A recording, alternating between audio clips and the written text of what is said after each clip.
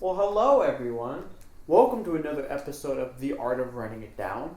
I, of course, am Mason Anderson, joined by my same co-hosts every single day, every single Tuesday of the week. You're Paul Torretti every day. No, I'm Alexis. All right, and well, this past weekend, the group stage finished up for Worlds 2020. A lot of surprises, a lot of disappointments. I know, Alexis, you're disappointed in your TSM boys. I am. Speed running Worlds, any percentage. Double lift saved Flash to skip lines at the airport. But we're gonna talk about everything group stage, and then probably near the end we'll start talking about also the quarterfinals. Then near the end give some predictions, maybe some upsets on the horizon. So starting off with week 2 in each of them, were there any big surprise matchups like upsets, stuff like that you saw? I think my biggest upset is honestly just. Well, it wasn't like an upset that had like a really big impact. It honestly didn't matter. But I think just in terms of like what it showed that could potentially be done is FlyQuest versus Top Esports, and just like FlyQuest being able to take a game off of Top Esports. And it doesn't really have an impact in terms of like standings or anything, but it does show that Top Esports aren't exactly like this god tier team. I mean, they're really good, but like if you ever want to challenge them, this is the way that you do it. I think right. you take them, you go aggressive, you try to beat them in their early game and try to get that lead and close out the game before they could ever get like these really, really late game team fights where they're gonna dominate you. Because against like these LPL teams and these LCK teams, I don't think there's a way that the NALCS or I think the LEC could maybe win some late game team fights because I think they have that power to them. But I don't think there's any way like any LCS team could ever beat one of these LPL or LCK teams in these late game team fights. But FlyQuest picked an early game comp and they actually played it well. Unlike some of these other LCS teams where they're like too afraid, they don't want to take these team fights. They just really want to like play the way NA like they're comfortable playing. Yeah, and FlyQuest, they just did a really good job. Right. And so that's what So one thing I will say about the FlyQuest game, FlyQuest is very much known for, okay guys, let's sit back, wait till Power Evil gets his items, and then we can fight. Mm-hmm. You know what I mean? And I was honestly, this was maybe one of the most, kind of what if kind of games. Because like, what if, like, it seemed like FlyQuest played so free. Mm-hmm. Like they there was no pressure. Like obviously you could feel TL, who we'll talk about later on. Later on once maybe we'll talk about them. They felt pressure. Like it was like a pressure cooker in that G2 game, and TSM just felt like they were under pressure all like the weight of the world, the expectations, and FlyQuest played really free. I don't know Top Esports' mentality going into this game. I would imagine that they would have tried to win, to get that perfect 6-0. Yeah. But, hats off to FlyQuest, because they did probably what no one thought they could do, and that's beat arguably the favorite for the championship in Top Esports. I don't think there's a single, like, I know for a fact you didn't think that FlyQuest was going to be able to make it out of this groups, but honest, I don't think anyone thought FlyQuest was going to be able to make it out of this groups, but they still played to the best of their ability, and I got to congratulate them for that. Yeah, like I said, I think it was when the group stage draw happened, I will not even before the group stage draw, I said that FlyQuest could be the team that looks the best going into Worlds, and I gotta say, they look the best. Yeah. I mean, they look. I don't think they played scared. I think the style that they played certainly didn't work against certain teams. They did lose 3 games.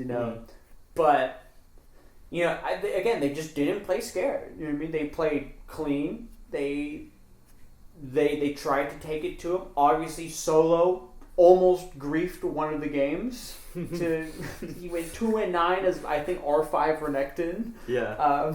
So LS was jumping for joy when that happened. Yeah, of course. Up until he won.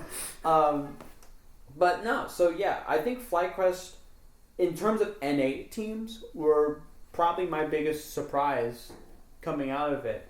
But if I had to say one big upset, for me would be Suning beating G2 twice to win their group. Yeah. I mean, this is a G2 team that kept their entire roster and was a MSI champion and a Worlds finalist last year. Mm-hmm. And Suning just took them behind the woodshed. Yeah. I don't know what it is with G2 and grouping up and then getting one shot at Worlds, but it happened again. Because you had, it was Smebs Kennen, where he almost quadra-killed them by himself. And then you had, I think it was FBX's old top laner. I don't remember the play, but I know that happened. And then Bean's, B-I-N, and he pronounces it Bean.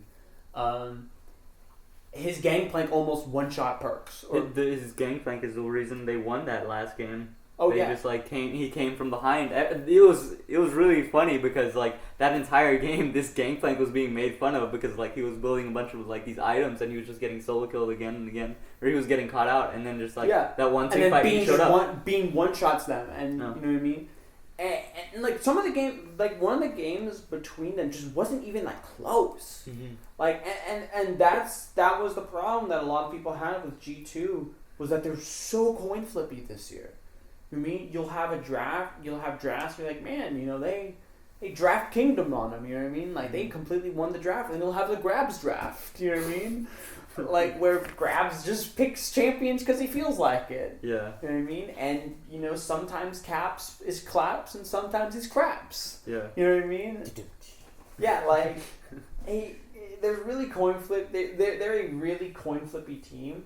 But give credit to Suning. I know I didn't have super high expectations for them because I hadn't watched a lot of them.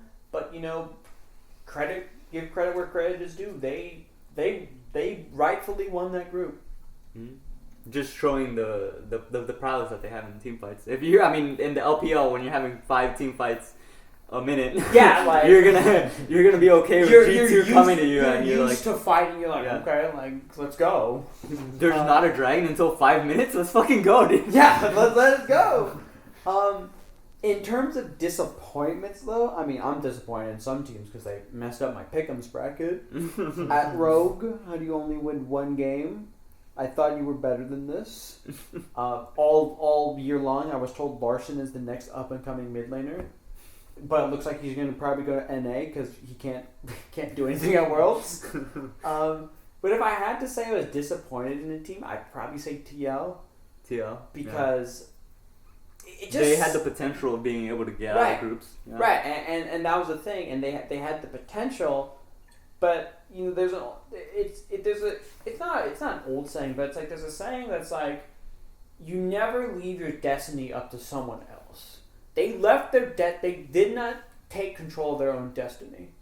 They had to have G2 win a game against Suning to advance. And, at that point you can't do that because you're relying on something else. And certain games they just played, I know these games against Suning and Maxim are great, but against G2 it was the same old TL that we're used to.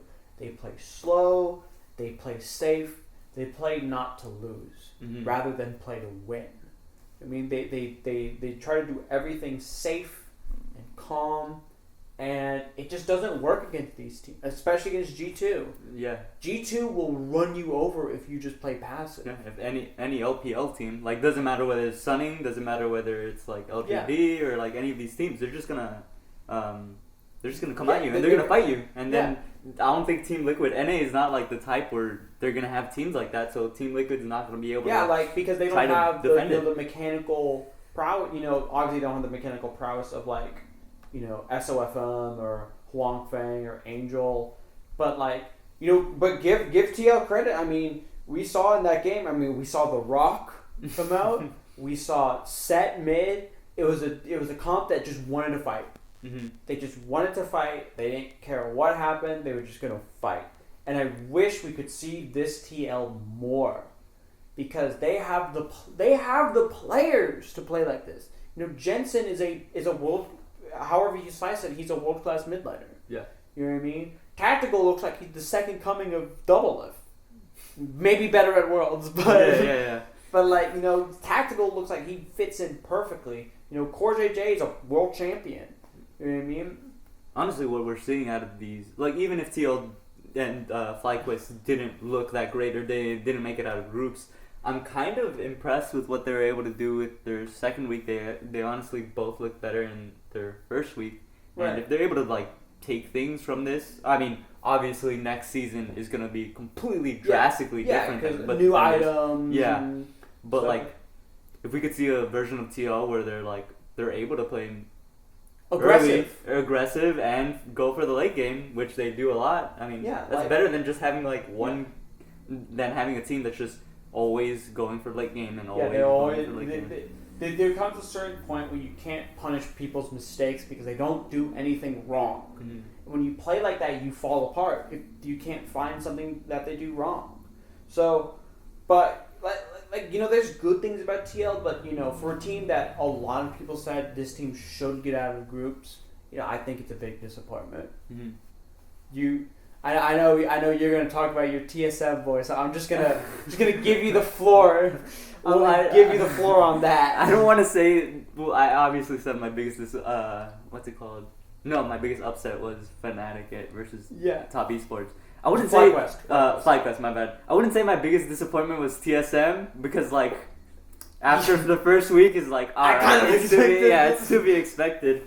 But I wouldn't say they're my biggest disappointment either because I honestly saw their last two games versus Genji and then their last game versus LGD, and they didn't look. I mean, they lost the games, but they didn't look terrible. They were still fighting. They were still putting up an effort, and they're still trying to do things. Of course, there's some plays that I'm really not good with, of course Orianna being able to 1v1 Bjergsen when he's playing Zillion, but I think that's kind of just what you don't expect when you're going against these these very high level world class mid laners, and you're just playing in NA all the time, and you're used to being able to farm on Zillion and Froggen, Ica and Insanity. Yeah, and you're just okay with alright, I'm playing Zillion, I don't have to worry about anything. No one can pressure me because no one plays against Zillion. Yeah, everyone in NA just plays Ori and Syndra nonstop. Yeah, and when you come to these world international teams, wait, what are you doing? Why are you hitting me? Why are you using your auto attacks? Yeah, wait, you're actually using your Orianna passive? I don't understand. It's you should expect these things. Zillion is not a completely safe pick. It has its downfalls, and obviously it has things like that. But the biggest thing that I saw from TSM in week 2 is they kind of cleaned up the draft. Some of their team comps were definitely a lot better. They made more sense. They had these these advantages that they were certainly playing against. They knew how to. I wouldn't say they know how to play their team comps. Of course, they still had some downfalls, but the biggest thing that I could say from TSM throughout this entire group stage performance is that, or just any NA team in general, is they just need to work on their macro play. They need to understand how to play the map. They need to understand how to manipulate the minion waves. Understand when to go for fights. Understand that the team can go for Baron once you got a dragon. You don't have to fuck around and wander their jungle. They're gonna capitalize on it. Where'd they go, guys? Where'd they go? They couldn't possibly be on Baron. It's they've literally lost at least 2 games from just fucking around after they've taken dragons. Come on. You've had this happen to you. Understand this. I certainly think that if there's any after effect from TSM, I think Parth is gone. Mm-hmm. Because Parth, whatever he was telling them, just because like you said, this is not the first time that it's happened where TSM trades Dragon, and they're I don't know where they are, guys. Couldn't they be on Baron? And the other team just does Baron, and TSM's well. And honestly, it's what's it called? We haven't seen, or I haven't looked into whether their communication or seeing what's going on in the game. We tried analyzing their their game versus LGD where Spica got that 5-man sleep. It was the Genji game. The Genji game where Spica got this 5-man sleep, and we wanted to see what their comms like systems or what was going on in the cameras. Sadly, they took it out. Yeah. But like I feel, I know a long time ago Bjergsen was supposed to be like the shot caller and things like that. I want to understand like what's going on in their comms that like they're allowing these plays to happen where Spiga gets a 5-man sleep and no one does anything. No one's acting, or like when the enemy team goes to Baron, I want to understand like what exactly was the shot caller saying, or what exactly were the team comms. Yeah. What was going on in team comms? What was the comms? Yeah. You know what I mean? Because they need to have someone that's like, I understand the map, I understand what's going on, and I need to call out so my team can follow me. And I don't think, like, hey guys, we shouldn't trade third Drake for Baron. Yeah. Like, that's not a play you go for. And so I think that, well, speaking of LGD, I mean, I don't think any of us kind of predicted they would get out of groups, but man, that first game against Fnatic, they got mentally just boomed. I know, Paul, you had texted me about it, like, as soon as you watched it, you're like, dude, they look so sad. Yeah, as soon as you mentioned upsets, the first upset, like the most upset I saw, like I'm talking about upset, was upset. When, Peanut was mauling. Yeah, when I think the commentator said it best when he was like just trying to face check Brush, like he didn't give a fuck at a certain point. He was just like, I don't care, I'm just... He got butchered so hard, like he just wanted to take on anything. It felt like he was actually like mauling. Yeah, we need to start a firm or a GoFundMe to give Peanut new hair because he's probably run out by now. Honestly, actually, that's probably like my best bit of flame that I've come up with in a little bit. Because I mean, I told that to some dude today in a game because he went off on a tangent. I was like, perhaps we should start to GoFundMe for some new hair for you because you're molting so bad. He definitely needs a new haircut, man. Yeah, I swear to God, everyone on LGD is the same like bowl cut. Like besides the one dude Mart. Besides him, they all got that same. Yeah, they all have it, but I mean, LGD was just fuming after that game. You could just see in their play style and also their facial expressions, man. Just they're broken. Because at one point, LGD just was just like what? It seemed like they were stalling out of spite. For real, at the end. Honestly, that's literally what it seemed like. It seemed like they were just like, we're just gonna not let you play the game. Yeah. We're not gonna let you go on. She is putting the surrender vote up, and she is. Yeah. Peanut's holding his team hostage on the group stage. Yeah. Oh man, but no, I totally get that about TSM. It just seems like there was just so much disconnect in some of the games where it's like Spiga would try and do something, like, or Broken Blade would just die for no reason. Yeah. Like there was no reason to do that play, or if you do that play and no one follows up, so it's like I can't win. Yeah. But going on about, like, I understand, like, Spiga has his downfalls and things like that. And he sometimes he'll randomly die for some stupid reasons, but honestly, just to like go ahead and talk, like we've mentioned, like NA never has these talents that they're supporting and they're allowing to grow. Yeah. I look forward to seeing what Broken Blade and Spiga can do. I mean, they're honestly two good players, and I hope they can really grow. Yeah, sorry, I didn't mean to cut you off there. But no, I agree. I think if Broken Blade and Spiga clean up the mental errors, and that's a coaching thing too. Because we saw it happen time and time, and so I can't put it all on BB and Spiga. You know what I mean? Because no one is telling them, "Hey, don't do that." Like what you just did, don't ever do that again. Or, let's clean this up. Let's train this. And that's why I think Parth is probably gonna be let go because like this happened time and time and time again, and Broken Blade was having some games where he was just lane kingdoming top lane. Like he just rolled over people.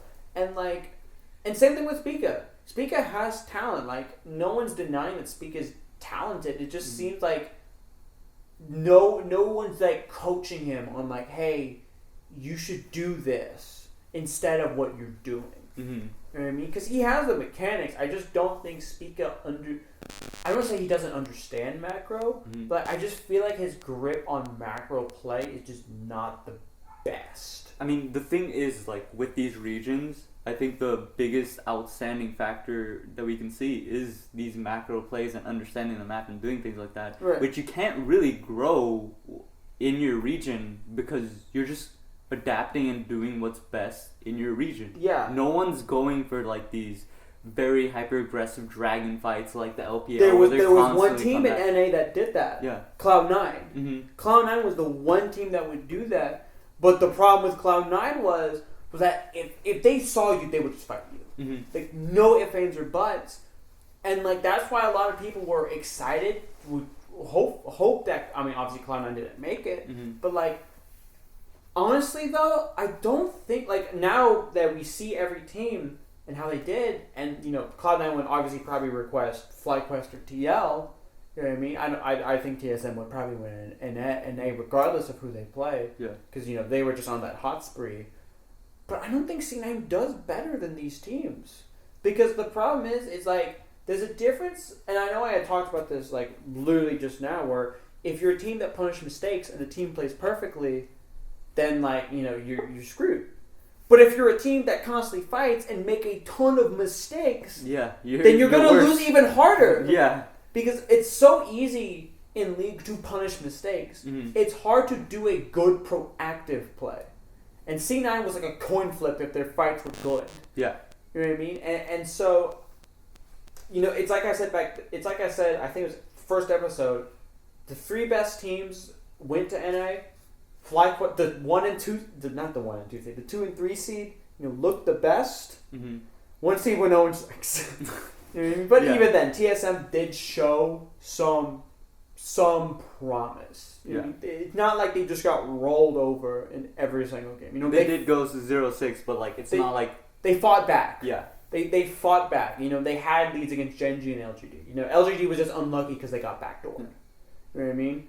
So, but any last words on the group stage before we start talking about quarterfinals? No, not really. I mean, it was kind of honestly not impressive, but it is nice seeing that Dan Wang and both Top Esports did lose the game. Yeah. They didn't go 6-0, right. So it shows like even though the quarterfinals are or have been set up the way that they are, it's not like JDG or DRX cannot beat Dan Wang or something like that. It doesn't feel like, you know, David versus Goliath. You know what I mean? No, I completely agree with that. What I will say is, again, damn you, Rogue, for ruining my pick'ems. I mean, I knew Group A was screwed once I saw Sunning win, but I was like, I could probably get every other group right. Besides TSM, PSG also ruined my pick'ems. Yeah. God damn it, keep the subs in. Damn you, Rogue. Because if Rogue beats PSG, my Group B bracket is fine. I mean, nope, couldn't do that. Larson took the L, like in his name. L. But that's a great segue into quarterfinals, because there are a lot of good matchups, and there are some teams that are probably just going to take a quick L and go home. So for those who don't know, the four quarterfinals matchups, and I'll say these in the order in which they will be played, will be Dan1 versus Dragon X, Sunning versus JD Gaming, Top Esports versus Fnatic, and Genji versus G2 Esports. So I think right off the bat, the most interesting one to me is Genji G2. I think this is the one where, you know, if either team win, it won't feel like a colossal upset. You know what I mean? You know, they're kind of polar opposites to each other. G2 is very, you know what, let's fight. Who cares? Claps. Don't become craps. I mean, and Genji is very safe. Do the safe play, do the right play. You know, team fight, good macro, good team overall. So I think this is going to be the most interesting matchup. But with my luck, one of these teams is going to be a 3-0 stomp, not even going to be close. Like, why is this team even here kind of deal. Yeah, I could honestly see. I don't know. I think Gen G versus G2 might go to Game 5, and they like both just very much dominantly trying to fight for that spot, and it might be a good game. However, I do want to just like hot take or just like super shoot my shot, see if it makes it. I want to see. I'm gonna call that Fnatic wins versus Top Esports. Okay. For just some strange reason, just the Cosmos is gonna line up. Fnatic versus China hype. We all know Fnatic's glorious record against China. Yeah. What I will say though on the Fnatic Top Esports point, so Fnatic is a team where they have the talent to compete against teams like Top, like Dan1, like DragonX, like JD Gaming.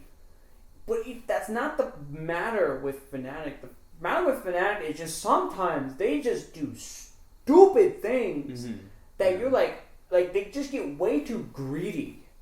Like, against LGD and even TSM, there were times where they were just diving in the jungle for no good reason. And it results in like a 4-for-3 in favor of the other team. Yeah. And again, you can get away with that against LGD because they have the mental fortitude of a twig, as we come to find out. The mental fortitude of an average NA iron player. I should say plat player, but same thing. Same thing, just a different rank. Honestly. But it just I don't think you can do that against Top, because Top can do the proactive plays, and then if you make a mistake, they will punish you instantly. Yeah. I mean, it's not like do we fight this? I don't know. They're like, okay, we're gonna commit 5 people. We're gonna teleport the Croc into the jungle. I will. Being actually serious about the matchup, I do think either it's gonna be a complete stomp, which it probably will be, or I think Fnatic will be able to take them in 5 to Game 5. I don't think there's ever a world where Fnatic will be the ones to do a stomp, but I do think it will maybe then they might be able to take a couple games against Top Esports. I could definitely see Fnatic win. And I'm gonna be very hyped to see how Whipple's cam highlight on YouTube. Whipple's cam. I don't know if you guys have seen 369, but there was times when he just looks so unbelievably sad. He literally looks like he's about to cry, and I'm like, I don't feel anything because no, that's just how 369 plays. Whippo, who's one of the most animated players, and probably the most animated player we have, versus 369, who's just sad stoic, all the time. You know what I mean? And we have Karsa versus Selfmade, which is probably one of the best jungle matchups we're gonna see. Selfmade, I swear to God, if you take Ignite Graves, you're trolling against Karsa, I'm gonna freak out. We have our Nemesis versus Knight. Knight, who is a young superstar mid laner. Nemesis, he's very reliable, safe. He outputs good damage. He loves control mages. He's just what Fnatic needs. And then you have Reckless Hylissang. We know what Reckless is. Hylissang is either Killisang or Hilly Int. I expect to see a lot of Hilly in this lane. No. Against Jackie Love and Yu Yajang, I think that's their support. Yeah. Yeah, Yu Yajang. And we've seen Reckless versus Jackie Love now plenty of times. You know what I mean? So I think this is a very interesting one. I'm expecting Top to win, but yeah, of course. Wouldn't be shocked if Fnatic took it. And then the best part is the other 2 quarterfinals have literally already happened. So if you want to go see what we could expect from them, go on YouTube and look up these matches. Yeah, they've already... Because these are regional opponents playing each other. Hell, Dan1 DragonX was the LCK finals. You know what I mean? Imagine. Yeah. we're like 3 weeks removed from that, and they're playing each other again. Once again. Yeah, and I'm sure Chovy and Devin are like, you fucking kidding me? Like, I do think what's it called? Nah, I don't think I don't expect DRX to win. I think Danwon Game is just gonna be able to take it, and I think JDG is gonna be. I think they're gonna be pretty straightforward. Maybe I think JDG is gonna win pretty single-handedly against Sunning. And what I will say though, on the point of Sunning, is that Sunning, you're right. They will probably lose, right? Mm-hmm. You know, they'll probably get beat handedly. But there is something to be said about the confidence of a team after group stage. Sunning has probably supreme confidence because they said, hey, we beat a world finalist twice. Mm-hmm. I mean, pretty handedly. I mean, granted, they're not the same. Well, no, they are the same team. They are literally the same team. But, Sunning is probably saying, like, we can beat these guys. I mean, we know what JD's about. We know what they can do, and like confidence can push you very far. I would not. I know I picked JD to win in my pick'ems. You know what I mean? But I'm just saying I would not be shocked if Sunning either takes this to 5 or just outright wins this series. Because I think they could be walking into JD Gaming with supreme confidence. I mean, that's not to say JD, they've only lost 2 games. Yeah, in their bracket, they so lost, that's not like saying lost 2 games like, to, I'm not saying they're not it's not to say that they're not confident in their power. Right, either, and JD did beat Danwon. Yep. JD's gave Danwon their only loss. You know what I mean? So, but no, you're right. Like, both these teams are probably walking with supreme confidence. I think the winner of this plays Danwon. Yes, because... No, they play against Top Esports, or whoever wins against that one. Okay. So it's not Danwon Gaming versus... It would be Danwon versus the winner, Danwon of Dragon X versus the winner of Genji. So we have China on one side of the bracket. So it's literally... And Korea on the other side, and then 2 EU teams in there. I'm pretty sure they made it. Or did they draw for this, or did they set it up? So what they do is they will draw. So, okay. But the way it works is that... Telling me this isn't scripted. Yeah. I wonder what the LOL Esports wants in the finals. Could they want China versus Korea? You know what I mean? But I'm telling you, TSM they would have gotten through if this event wasn't scripted. Yeah, I'm telling you, it's just scripted. I saw a great tweet after one of the TSM games where it was like, Double Lift is racing Bjergsen to the airport for a Big Mac or something like that. It was actually so bad. And it gained so much steam that, I think it was TSM's last game, that was what Twitch chat was spamming. Oh my god. It was like racing for a Big Mac KW or like something like that. But no, I think that these quarterfinals are pretty interesting. I mean, certainly I think a lot of people will expect like 3 kind of decisive wins and then Genji G2. You know what I mean? But, like we've been saying, don't be surprised if some of these games go to 5. Yeah. You know what I mean? Because a lot of these teams are really talented. Yeah. I mean, it's not like we're dealing with the group stage again where it's like, oh, we have Top Esports versus Unicorns of Love. Mm-hmm. Which that was a brutal. I don't know if you saw. I think it was game 2 of that. No, it was game 1. Now it was one of them where it was just so brutal because Jackie Love and Yuya just dumpstered Unicorns of Love's bot lane. Which I'll give them credit where credit's due. The Unicorns of Love bot lane are certainly pushing those entertaining picks that we wanted to see. We saw Ziggs, we saw Oriana, we saw Karthus, we saw Swain. I don't know if we saw an actual AD carry be played in the bot lane. No one. Unicorns is the living embodiment of the Reddit meme that AD carries are terrible, and if you can play a mage in the bot lane, play a mage in the bot lane. But no, again, Fnatic's not Unicorn. Fnatic has proven time and time again that they are a world-class team. No, I think any of the although they're certainly favorites, any of these games can can go either way, and they're all people that have proven themselves. G2 has gone to finals. Fnatic has pretty much always gone to Worlds, I'm pretty sure. Fnatic is a finalist. Yeah, they were finalists 2 years ago. Damwon, DRX, they're both great teams. Like, honestly, if DRX wins, I think they're going to go against Top Esports if they do. DRX has Deft, and Deft has been in League for ages. Yeah. He's been a world champion with Samsung White, and, like, it's honestly hard to, like, remember, but, like, Deft and Mata were on that team.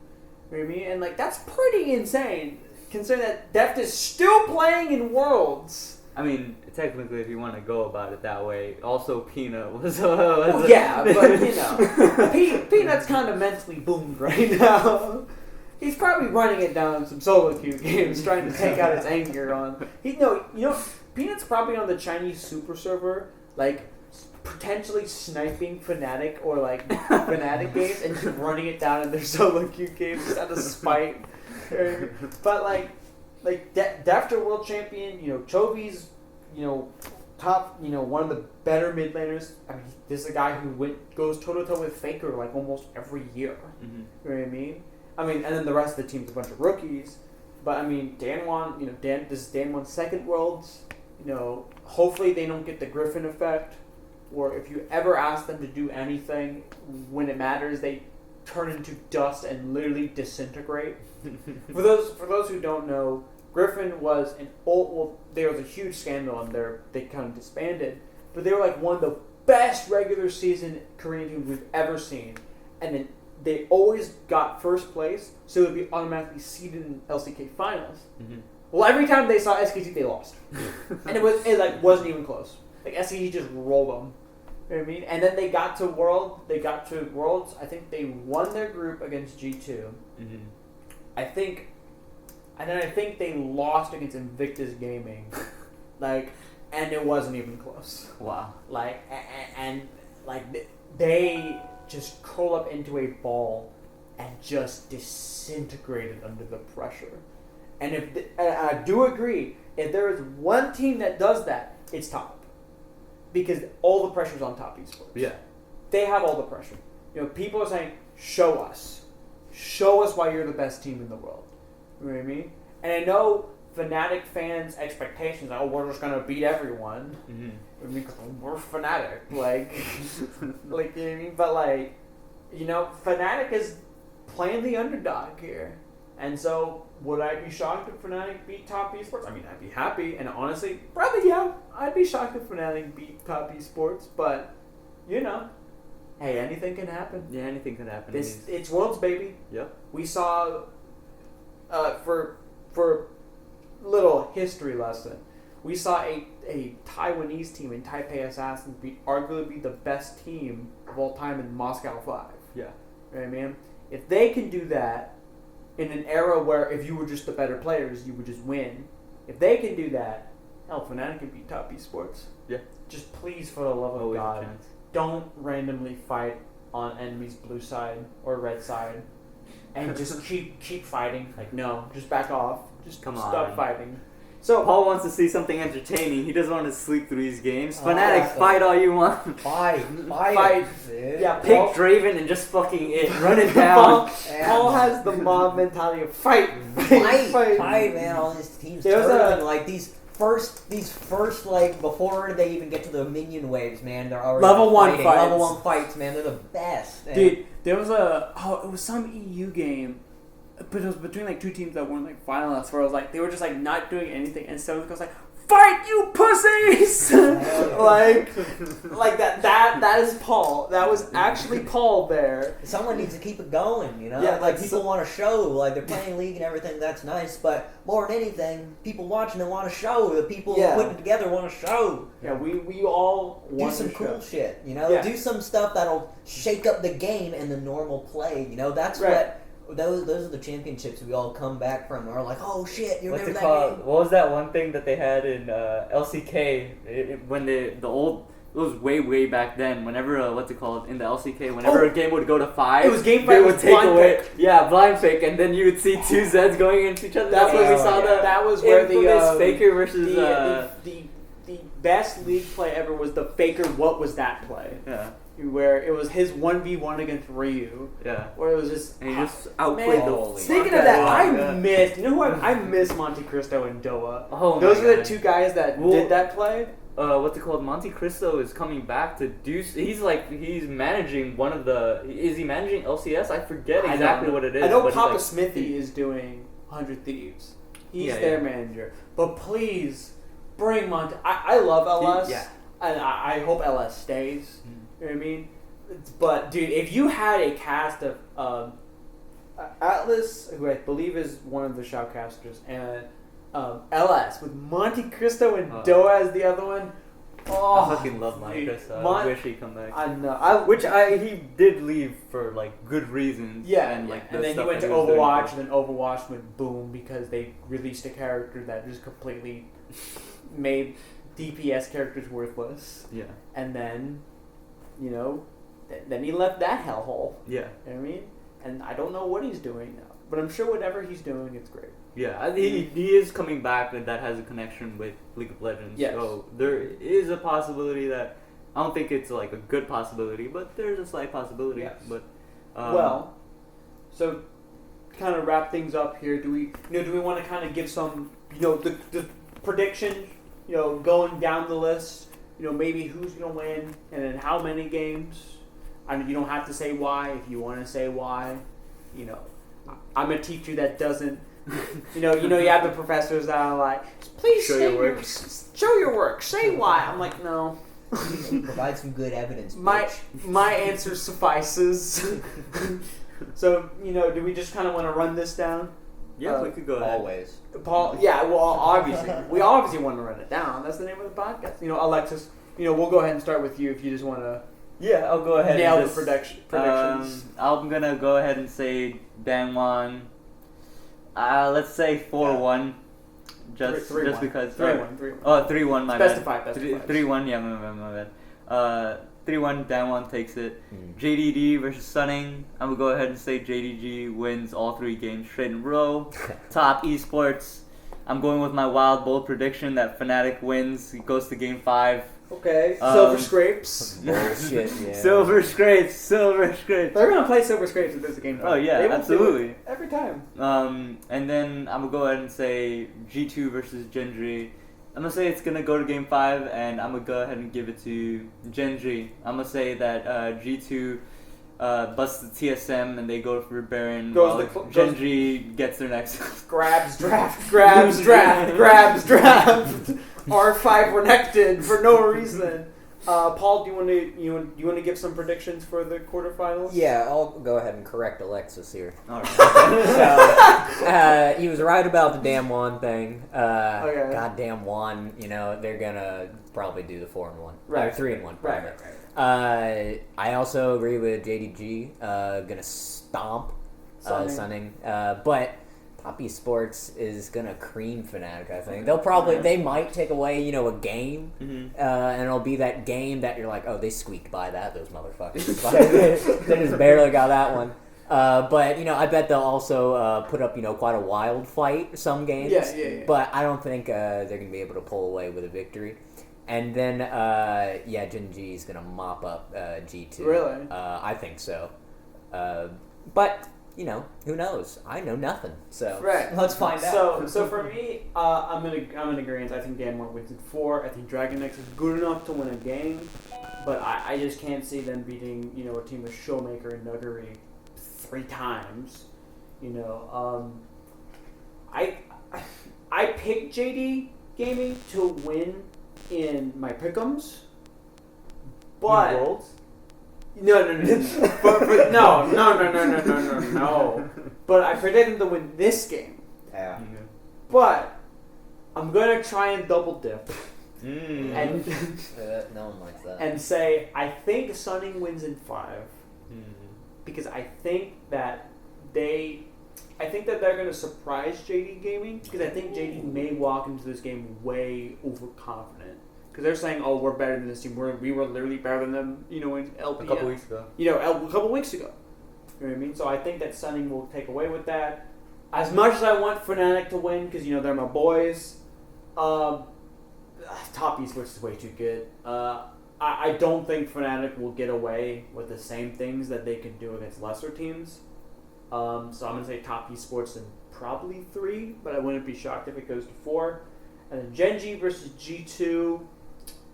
As much as I don't want to pick G2, I'm not going to. I'm not going to be shocked if they win because it's G2.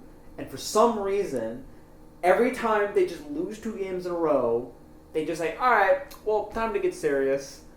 And they get serious for a game. You know what I mean? And then it's like, oh my. So, but I'm going to pick Gen.G. I think they play way too clean. I think they play way too consistent. And I think that G2 is too coin flippy. So I think we're all kind of in consensus with our picks. I know you picked the major upset with your heart. Yeah. And not it was with his heart. And not with your head. Yeah, I appreciate that. And then because just be lucky. I'm ruminating on a little bit, but just be lucky. I'm not saying that it's gonna be LEC versus LEC, and they meet at the final. If we get a European final, I'm gonna maul if that happens. Because how in the world? How? I would never expect that in my life. No, they're on opposite sides of the bracket, but that means we're just gonna get G2 3-0. Because Fnatic versus G2 in any finals is almost a guaranteed 3-0. Well, I think that's going to wrap it up for us here at The Art of Running It Down. No. Well, we will see you all next week for reaction to quarterfinals and start of semifinals. Woo! Yeah. Can't wait. None of us can. All right, you guys take care. We will see you next week. Bye now.